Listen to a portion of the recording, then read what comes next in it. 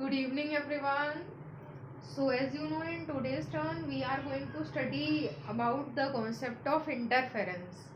जो new topic है interference वो आज से स्टार्ट होगा। और जो टॉपिक है इंटरफेरेंस, इससे पहले आपने एक टॉपिक स्टडी किया था सुपरपोजिशन प्रिंसिपल या फिर सुपरपोजिशन ऑफ वेव्स।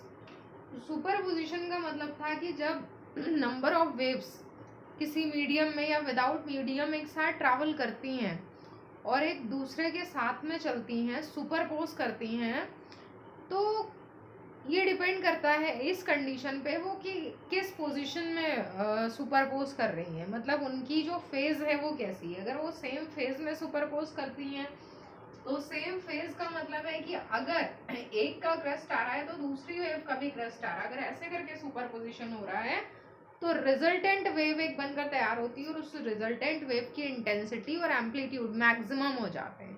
और मैंने आपको बताया अभी था कि वेव के नेचर पे डिपेंड करता है। लाइट वेव है तो ब्राइट स्पॉट बनेगा, अगर साउंड वेव है तो तेज साउंड सुनाई देगी।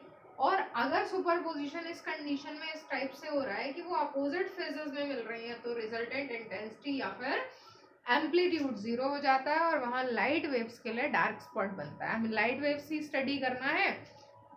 तो सुपरपोजिशन प्रिंसिपल के आगे जो टॉपिक है इंटरफेरेंस वो इसी पर बेस्ड है। आपको यही देखना है कि वेव्स जो है सुपरपोज जब करेंगी मिलेंगी तो कैसी फेज में वो मिलती हैं, उसी के अकॉर्डिंग जो है वो ब्राइट और डार्क स्पॉट्स बनते हैं।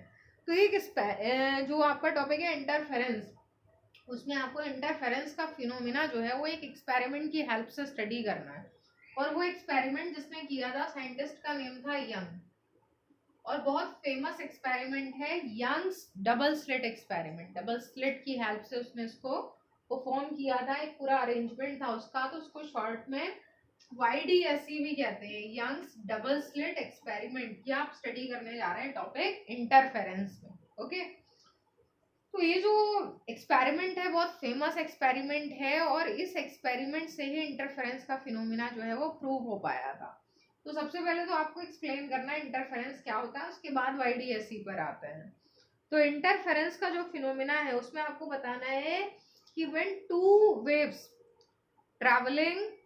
Waves of same frequency and with zero और कांस्टेंट फेज डिफरेंस। देखिए सेम फ्रीक्वेंसी होनी चाहिए, नेसेसरी कंडीशन भी याद रखनी है। जो दो वेव्स ट्रैवल कर रही हैं उनकी एक तो फ्रीक्वेंसी सेम होनी चाहिए, तभी उनमें ये इंटरफेरेंस का फिनोमिना होगा।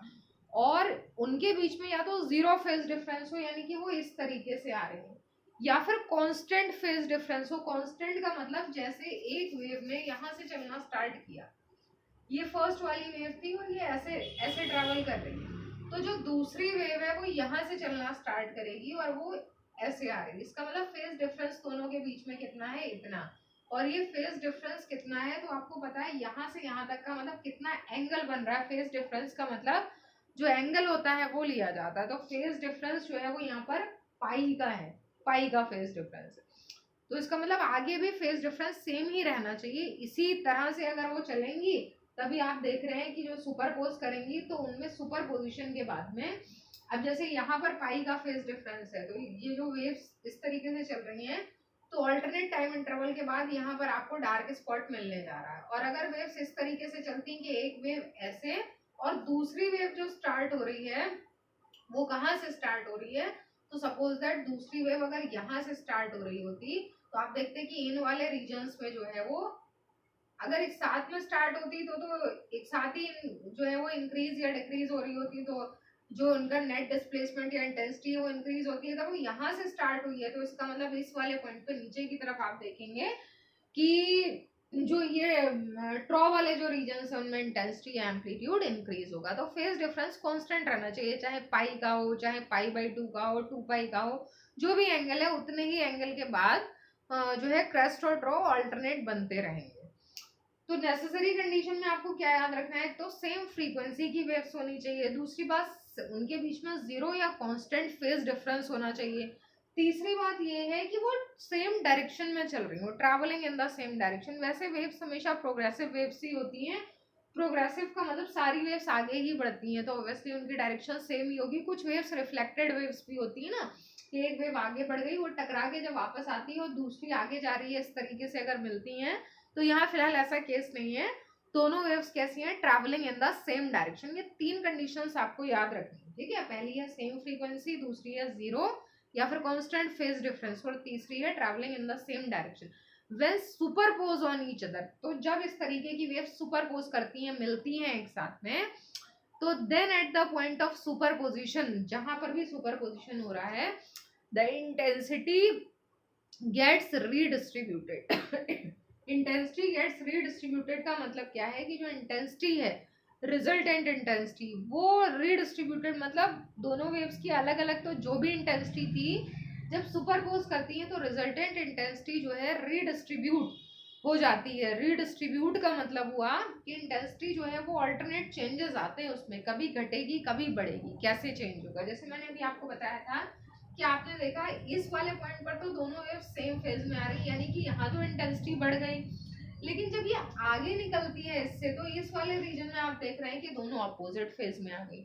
अब अपोजिट फेज का मतलब है कि यहाँ इंटेंसिटी जीरो हो जाएगी, तो यहाँ इंटेंसिटी इंक्रीज हो गई, यहाँ इंटेंसिटी जीरो हो गई। तो यानी कि कुछ रीजन्स में ऐसा होगा श्योर कि कुछ रीजन्स में सुपरपोजिशन के बाद में इंटेंसिटी बढ़ जाएगी, कुछ रीजन्स में इंटेंसिटी जीरो हो जाएगी। तो ये जो फिनोमेना है ये कहलाता है आपका इंटरफेरेंस, मतलब दोनों वेव्स ने कुल मिलाकर एक दूसरे को इंटरफेयर कर दिया है, और इंटरफेयर होने के बाद में उनकी इंडिविजुअल इंटेंसिटीज जो है वो पूरी तरह से उनका रोल खत्म हो गया, और जो रिजल्टेंट इंटेंसिटी है वो आपको दिखाई देगी। जो भी एक्सपेरिमेंट का जो भी रिजल्ट होगा, जहां पर भी एक्सपेरिमेंट को ऑब्जर्व किया जा रहा है, वहाँ रिजल्टेंट इंटेंसिटी दिखाई देगी। अब रिजल्टेंट इंटेंसिटी कैसे दिखाई देगी, तो इसमें क्या होता है कि लास्ट में एक स्क्रीन लगाया जाता है, जहां पर मतलब दोनों वेव्स को ऐसे करके चलाया गया है, एक लास्ट स्क्रीन है, वहां पे देखना है रिजल्टेंट इंटेंसिटी के साथ में क्या हुआ, मतलब हमें एक्चुअली क्या दिखाई दे रहा है। तो जब लास्ट स्क्रीन लगाया जाता है तो वहां पर ऐसे करके ब्राइट और डार्क, ऑल्टरनेट ब्राइट और डार्क स्पॉट्स बनते हैं। जैसे ये वाले जो स्पॉट्स हैं ये ब्राइट हैं, और इनके बीच में जो स्पॉट्स बन रहे हैं ये डार्क है। तो यानी कि लास्ट स्क्रीन पे ब्राइट डार्क छोटी छोटी स्ट्रिप्स बनी हुई दिखाई देती है, और इन स्ट्रिप्स को यहाँ पर यंग ने जो वर्ड यूज किया था वो कहा था fringes, fringe, bright fringe, dark fringe. तो ब्राइट स्पॉट, डार्क स्पॉट, फिर से ब्राइट, फिर से डार्क। तो उसने कहा कि यहाँ से वेव्स को चलाया, पास कराया, दोनों लाइट वेव्स थी, तो फिर वहां जाके ऐसा क्यों हुआ कि एक ब्राइट स्ट्रिप बन रही, उसके नीचे डार्क बन रही, ऐसा बीच में क्या हुआ होगा। तो बीच में जो होता है वही एक्सपेरिमेंट में पूरा एक्सप्लेन किया जाएगा। फिलहाल आपको ये याद रखना है कि इंटरफेरेंस के फिनोमेना में आप क्या एक्सप्लेन करने जा रहे हैं कि when the two waves of same frequency with zero or constant phase difference traveling in the same direction superpose on each other, then at the point of superpositions, at the points of superposition the intensity gets redistributed and it becomes maximum at some points and zero at some other points. This phenomena is known as interference. पहले तो आपको definition note कर लेंगे interference की, ठीक है। तो definition note करने के बाद फिर आते हैं हम अपने मेन जो हमारा टॉपिक है, Young's double slit experiment, YDS। तो आई होप कि आपने लिख लिया होगा। अब मैं लिखती हूँ यहाँ पर heading, Young's double slit, Young's double slit experiment, और इसके ब्रैकेट में आप लिख लेंगे YDS। ये कुछ शॉर्ट नेम्स बहुत ज्यादा कॉमन, बहुत फेमस होते हैं, उन नेम से भी आ सकता है। जैसे पीछे TIR देखा था आपने, वैसे ये YDS ही है, यंग्स डबल स्लिट एक्सपेरिमेंट। अब डबल स्लिट, यंग्स मतलब यंग के नेम पे है, डबल स्लिट, स्लिट कहते हैं अपर्चर्स को, होल्स को। उसने लाइट को सीधा सीधा स्क्रीन की तरफ नहीं भेजा, दो छोटे छोटे होल्स बना के, अपर्चर बना के, उनसे क्रॉस करा के भेजा था, इसलिए डबल स्लिट एक्सपेरिमेंट, इसलिए इसका नाम यंग्स डबल स्लिट एक्सपेरिमेंट। एक और इंटरेस्टिंग इसके साथ में टॉपिक जुड़ा है, वो ये है कि आपने नाम सुना होगा बहुत फेमस एक्टर, जिन्होंने बीच में, अभी आपने लास्ट ईयर या शायद 2 साल पहले सुना था कि सुशांत सिंह राजपूत जो थे उन्होंने सुसाइड कर लिया था। तो वो जो सुशांत सिंह राजपूत थे उनके बारे में शायद कुछ लोगों को पता हो कि वो जो है फिजिक्स में गोल्ड मेडलिस्ट थे। फिजिक्स मतलब एक बहुत अच्छा फिजिस्ट बंदा था वो, और उसको फिजिक्स के कुछ टॉपिक्स में बहुत इंटरेस्ट था, जिनमें एक टॉपिक ये भी था, यंग्स डबल स्लिट एक्सपेरिमेंट, और उनकी जो एक विश लिस्ट निकली थी ना, उन्हें क्या क्या करना था, क्या पसंद था, क्या वो करना चाहते थे, एक डायरी में नोट कर रखा था। उस विश लिस्ट में एक ये एक्सपेरिमेंट भी था।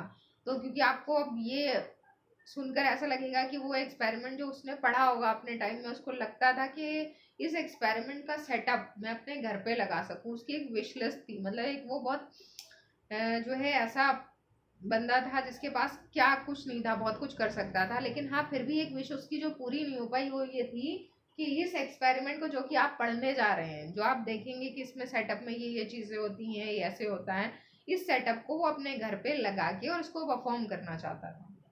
तो वो एक्सपेरिमेंट अब आप पढ़ने जा रहे हैं, इसलिए मैंने इंसिडेंट बताया कि कभी कभी कुछ इंसिडेंट से हमें जो टॉपिक है या जो भी चीज़ है वो याद रहती है हमेशा कि हाँ ये हमने पढ़ा था और ये इससे रिलेटेड था। ठीक है, चलिए स्टार्ट करते हैं Young's double slit experiment. Young's double slit experiment को यहाँ से स्टार्ट करेंगे ऊपर से, क्योंकि एक बड़ा एक्सपेरिमेंट है, डायग्राम तो बहुत बड़ा सा बनने वाला है इसका, और उसके बाद इसका डेरिवेशन भी। तो YDSE में जो अरेंजमेंट था वो मैं बताने जा रही हूँ एक्सपेरिमेंट का। सबसे पहले उसने 3 स्क्रीन लगाए थे यंग ने। पहला स्क्रीन था वो ऐसे था, इस स्क्रीन में भी एक छोटी सी स्लिट थी, स्क्रीन के बीच में एक छोटा सा अपर्चर है, यहाँ से लाइट को पास कराना, ये ऐसे लिखा है ना मैंने स्लिट, या कह सकते हैं इसके पीछे सोर्स रखा है, सोर्स जहाँ से लाइट पास होगी एक छोटे से नैरो अपर्चर से। उसके बाद इसने यहाँ पर एक दूसरा स्क्रीन लगाया, दूसरा स्क्रीन ऐसे लगाया कि दूसरे स्क्रीन में 2 स्लिट्स थी,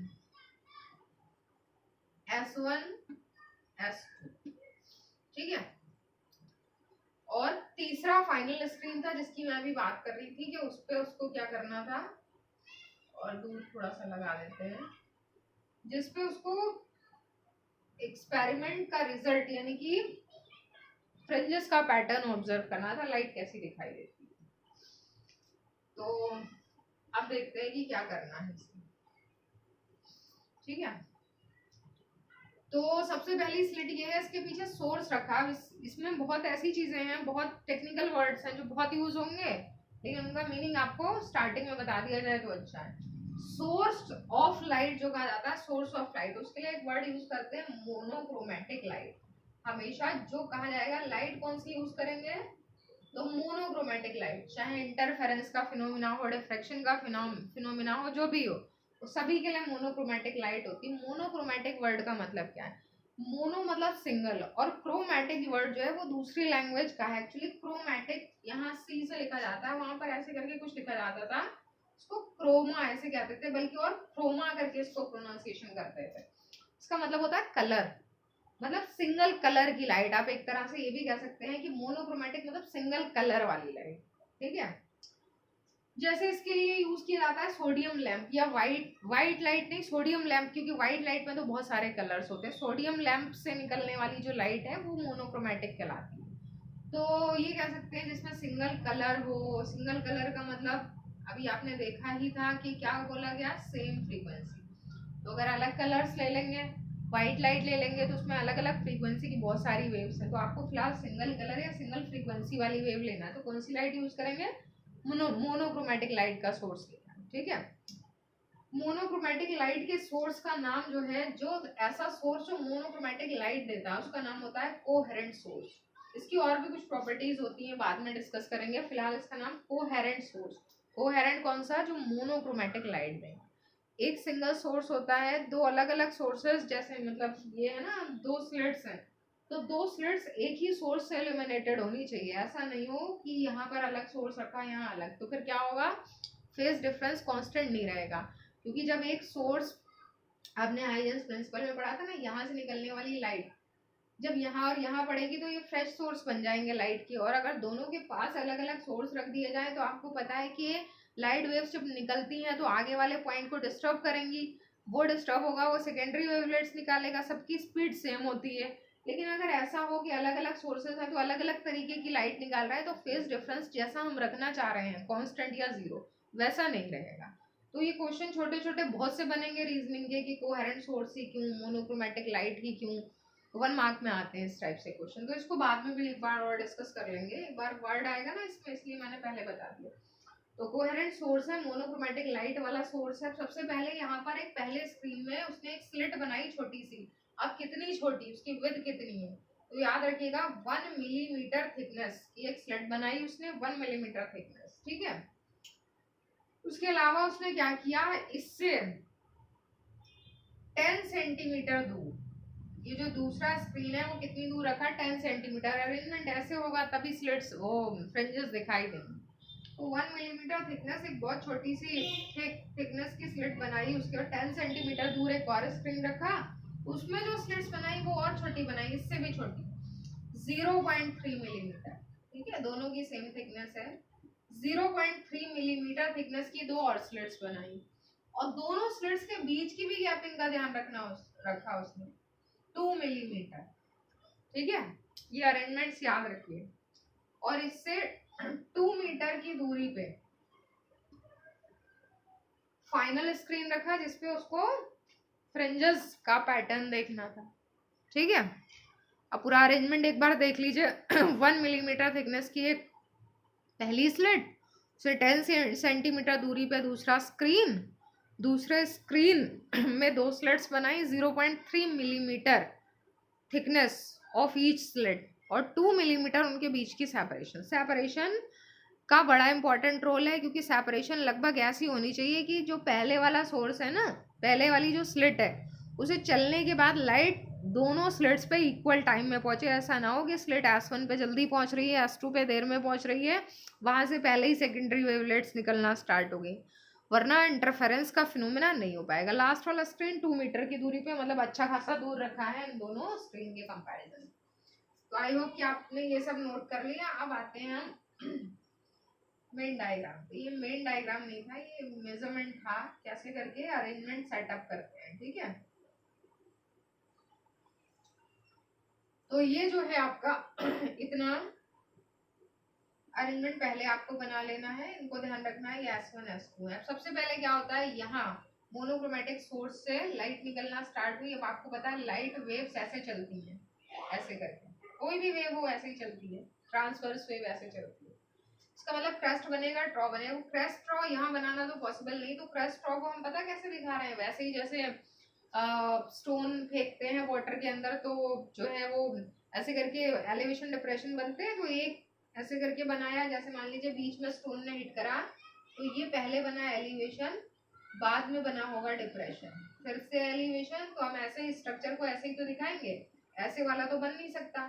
तो वैसे ही हम यहाँ पर दिखा रहे हैं कि यहाँ भी वेव्स जब चलेंगी तो पहले जो है ऐसे ही क्रेस्ट या ड्रॉ, आप जैसा भी जो भी मानना चाहें, तो ऐसे करके वेव्स चलती है, ठीक है। ऐसे ये क्यों बना रही हूँ मैं, एलिवेशन डिप्रेशन, क्रेस्ट ड्रॉ ऐसे। तो आपको इक्वल जो है वो ध्यान रखना है, आपको ये बनाना पड़ेगा कंपास से, ऐसे नहीं बनेगा, ठीक है। कंपास से बनाना, ऐसे करके। कब तक बनाना है, जब तक स्लिट्स तक नहीं पहुंच जाते हैं, समझ गए। रेडियस का ध्यान रखिएगा, ठीक है। रेडियस का ध्यान रखिएगा, रेडियस थोड़ी थोड़ी मतलब इक्वल गैप से बढ़ाते जाइएगा। तो पहले सेकेंडरी वेवलेट्स जो हैं, सेकेंडरी क्या है तो प्राइमरी वेव से, क्योंकि सोर्स यहीं रखा है, यहाँ से जो है वो ऐसे करके निकलना स्टार्ट हो गई, स्प्रेड हो गई आगे, फॉरवर्ड एनवेलप्स बनते चले गए हाइजेंस प्रिंसिपल के अकॉर्डिंग। जब ये यहाँ टकराती हैं, तो ये जो S1 S2 स्लिट्स हैं, ये स्लिट्स हैं, लेकिन ये फ्रेश सोर्स बन जाते हैं सेकेंडरी वेवलेट्स से, और इनसे सेकेंडरी वेवलेट्स फिर से वैसे ही निकलना स्टार्ट। ध्यान रखिएगा, अगर पहले सॉलिड लाइन यहाँ है तो यहाँ भी पहले सॉलिड लाइन ही बनेगी, ऐसे करके। अब ये कौन सी वेव्स है, सेकेंडरी वेवलेट्स, ठीक है। ऐसे करके बनाते जाना है आपको, ऐसे, और ऐसे ही आपको यहाँ भी करना है। और क्योंकि मैं तो फ्री हैंड बना रही हूँ, आप बनाएंगे कंपास से प्रॉपर मेजरमेंट के साथ में, आपका डायग्राम और प्रॉपर बनेगा। अभी मैं दिखाऊंगी, प्रॉपर बनना बहुत जरूरी है, वरना आप ऑब्जर्व ही नहीं कर पाएंगे इंटरफेरेंस का फिनोमेना। जैसे मान लीजिए इतना बनाया डायग्राम, और भी बनेगा अभी ये, ठीक है। ये आपकी ये लाइंस पड़ी होनी चाहिए, लगभग हाफ पेज या मोर देन हाफ पेज, अब देखिए कुछ पॉइंट्स आपको कौन से मिलने वाले हैं, कुछ पॉइंट्स तो आपको ऐसे मिलेंगे जहां पर सेम टाइप की लाइंस कट कर रही, जैसे या तो सॉलिड सॉलिड या फिर डॉटेड डॉटेड। इनका मतलब क्या हुआ, अगर ऐसी लाइंस कट करती है इनका मतलब है ऐसे वाला केस सॉलिड सॉलिड, या फिर ऐसे वाला केस ये डॉटेड डॉटेड है ना। आपको पता है कि ये हमने सॉलिड लाइन से बनाया है, ये हमने डॉटेड से बनाया है। कहीं कहीं पर ऐसे वाली लाइंस कट करेंगी जैसे एक सॉलिड और एक डॉटेड, इसका मतलब क्या हुआ, इसका मतलब ये और ये। तो यहाँ वाले केसेस में तो इंटेंसिटी मैक्सिमम होगी, चाहे सॉलिड सॉलिड कट कर रही है या डॉटेड डॉटेड, और जहां पर सॉलिड डॉटेड कट करती है वहां इंटेंसिटी क्या होगी, जीरो होगी। ठीक है, अब देखिए उन पॉइंट्स को यहाँ पर ऑब्जर्व करते हैं। अब आपने देखा कि जैसे ये लाइन देखी, और ये लाइन से हमेशा एक दूसरे के पास में ही मिलेंगी आपको। देखिए एक यहाँ मिली, एक यहाँ मिल रही है, एक यहाँ मिल रही है, और मतलब डायग्राम और प्रॉपर हो तो शायद और बढ़िया तरीके से ऑब्जर्व कर पाए। उन सारे डॉट्स को मिलाते हुए लाए जहां पर क्या हो रहा था कि एक जैसी लाइंस ने कट किया था, वो पॉइंट आपको मिल जाएगा। वो एक जैसे पॉइंट एक दूसरे के सामने आएंगे, अगर रेडियस लगभग आपने मतलब थोड़ा बहुत डिफरेंस हो सकता है, लेकिन फिर भी आपको ये दिखाई दे कि ऐसा ना हो गैपिंग कम या ज्यादा हो रही है। तो फ्री हैंड है, लेकिन आप बनाएंगे तो प्रॉपर मेजरमेंट के साथ में। मैंने कौन से मिलाए हैं पॉइंट्स, इनमें सॉलिड सॉलिड लाइन एक दूसरे को काट रही थी, या फिर हाँ बीच में वो भी मिलेगा जहाँ डॉटेड डॉटेड, मतलब या तो सॉलिड सॉलिड काट रही है या डॉटेड डॉटेड। इस बीच में कहीं भी वो पॉइंट नहीं आया है जहाँ सॉलिड और डॉटेड है। आप अपने डायग्राम को ध्यान से देखिएगा, समझ में आएगा। तो यहाँ पर क्या हुआ, इसका मतलब सॉलिड सॉलिड या डॉटेड डॉटेड को मिलाया गया, यानी कि इन वाले पॉइंट्स पर मेरी जो वेव्स हैं वो सेम फेज में आ रही है, चाहे क्रेस्ट क्रेस्ट मिल रहे हैं या ड्रॉ ड्रॉ, लेकिन है तो सेम फेज। तो यहाँ पर जो मुझे मतलब जो मैंने यहाँ पर पॉइंट दिया है, उस पॉइंट का मतलब मुझे यहाँ पे लाइट फाइनल स्क्रीन में, अब ये तो हम ये ऐसी चीजें दिख थोड़ी ना रही है, तो ऑब्जर्व किया कि ऐसा हुआ होगा, लेकिन दिख क्या रहा है, वो दिख रहा है फाइनल वाले स्क्रीन पे एक स्ट्रिप दिखाई दे रही है जो ग्लो कर रही है, जो ब्राइट है। तो ये ब्राइट स्ट्रिप है। अगर आप उन वाले पॉइंट्स को ज्वाइन करें ना जिन पे एक डॉटेड एक सॉलिड कर्व आ रहा है, जैसे वो भी मिलेंगे आपको। देखिए ये डॉटेड और ये सॉलिड कट कर रहे हैं, इससे पीछे भी ये मिला और आगे भी जाके कहीं ना कहीं मिलेगा, ऐसे ज्वाइन करते हुए लाए इस वाले पॉइंट को। तो यहाँ पर कौन सी स्ट्रिप मिली जहां पर एक डॉटेड और एक सॉलिड ने कट किया था, तो इसको हमने ऐसे करके बना दिया ताकि हमें जो है वो दोनों को डिफरेंशिएट करना आसान हो। तो ये डार्क स्ट्रिप, तो ऐसे करके जब आप एक डायग्राम लगभग इतना बनाकर तैयार करेंगे, आपको खुद दिखाई देगा कि ऐसे करके आपकी स्ट्रिप्स हैं, ऐसे करके आपकी स्ट्रिप्स बन रही हैं। कैसे, ब्राइट फिर डार्क, ठीक है, ये डार्क फिर ब्राइट फिर डार्क, ठीक है, ऐसे करके आपको नीचे तक एक पूरा बढ़िया तरीके से अच्छा पैटर्न मिल जाएगा। तो ये जो है यंग्स डबल स्लिट एक्सपेरिमेंट है, रीजन क्यों होता है, इंटरफेरेंस क्या है, कैसे रिजल्ट पता चलता है, सब कुछ आई होप कि आपको बढ़िया तरीके से समझ में आ गया होगा। डायग्राम बड़ा इंपॉर्टेंट है, डायग्राम का बहुत इंपॉर्टेंट रोल है। सही तरीके से नहीं बना तो आपका एक्सपेरिमेंट आपको ही समझ में नहीं आएगा कि इसमें हो क्या रहा है। मेजरमेंट का ध्यान रखिएगा, रेडियस का ध्यान रखिएगा। जो ये सेमी सर्कल बना रहे हैं ना, इनमें रेडियस में बहुत ज़्यादा डिफरेंस ना हो, ठीक है। तो ये जो है आपको ऐसा, सबसे पहले तो YDSE में कंस्ट्रक्शन का रोल है। YDSE में पहले लिखिएगा कि कंस्ट्रक्शन कैसे करनी, मैंने मेजरमेंट बताया था, वो मेजरमेंट लिखेंगे पहले, फिर आप उसके बाद लिखेंगे एक्सप्लेनेशन कैसे बनाया। तो एक्सप्लेनेशन में पूरा बताएंगे कि सबसे पहले नैरो स्लिट एसेस देयर, या कंस्ट्रक्शन और वर्किंग एक्सप्लेनेशन एक साथ लिख लीजिएगा। Narrow slit is there of this thickness, तो सबसे पहले we illuminate the slit by monochromatic light and the waves start growing from the slit, and alternate crest and trough pattern we are getting, and then these waves strike with the slits S1 and S2, and that screen is at this distance from first screen, and thickness of the slits और जो भी है वो बता दीजिएगा। फिर from the slits S1 and S2 secondary wavelets start growing and the pattern increases like this, और उसके बाद में फिर ये एक्सप्लेन कर दीजिएगा कि the points where the solid solid curve और dotted dotted curve intersect each other, then when we join these points to the last screen which is at a distance of 2 meter from the second screen, then we get at these points a bright fringe or bright strip, that is called fringe. Okay, and the points where the dotted or solid curve intersect, we get that at that point dark strip or dark fringe. ये पूरा explanation अच्छे तरीके से आपको लिखना है, ठीक है। तो ये तो आपका कंस्ट्रक्शन एक्सप्लेनेशन वाला पार्ट था, मैं आप चाहे तो ऐसे भी दिखा सकते हैं, ब्राइट के पास में ऐसे करके दिखा दीजिएगा, ये दोनों इस तरीके से मिलते हैं। डार्क जो है ना, डार्क में ऐसे दिखा दीजिए, एक में दिखाइएगा बस क्लियर हो जाए। तो इतना आपको सबसे पहले तो नोट करना है, उसके बाद आता है इसका डेरिवेशन, ठीक है। तो डेरिवेशन जो है उसका हेडिंग लिख लेंगे।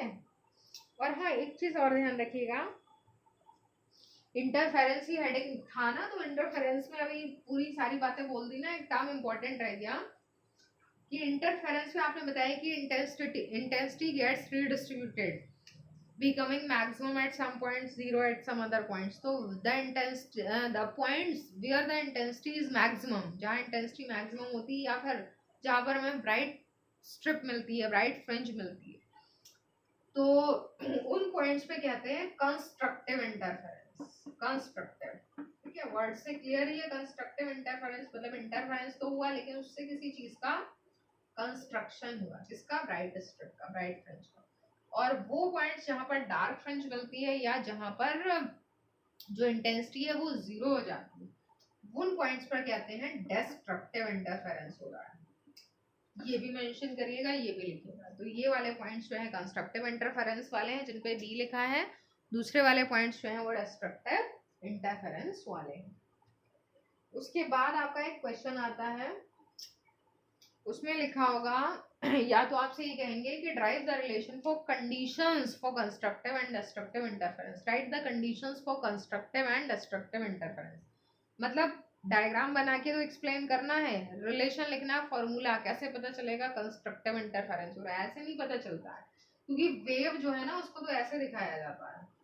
तो वेव में पाथ डिफरेंस होता है, वेव में फेज डिफरेंस होता है। फेज डिफरेंस का मतलब एंगल कितना बन रहा है, कितने एंगल के बाद दूसरी वेव शुरू हो रही है। पाथ डिफरेंस का मतलब होता है ये लैम्डा कहलाता है पाथ डिफरेंस।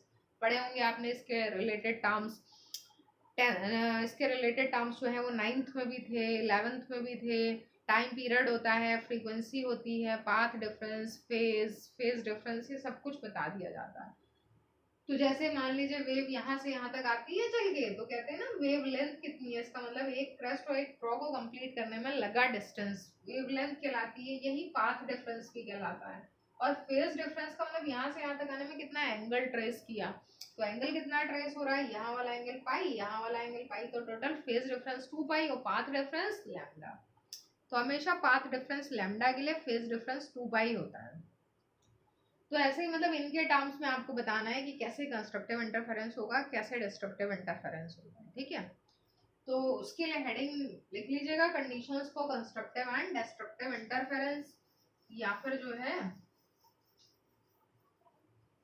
एक क्वेश्चन ये भी आ सकता है कि drive the relation for resultant intensity of the wave, या फिर intensity of the resultant wave, या फिर आ सकता है drive the relation for amplitude of the resultant wave.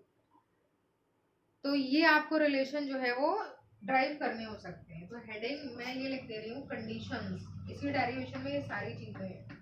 Conditions for constructive और destructive interference, conditions for constructive और destructive interference, ठीक है।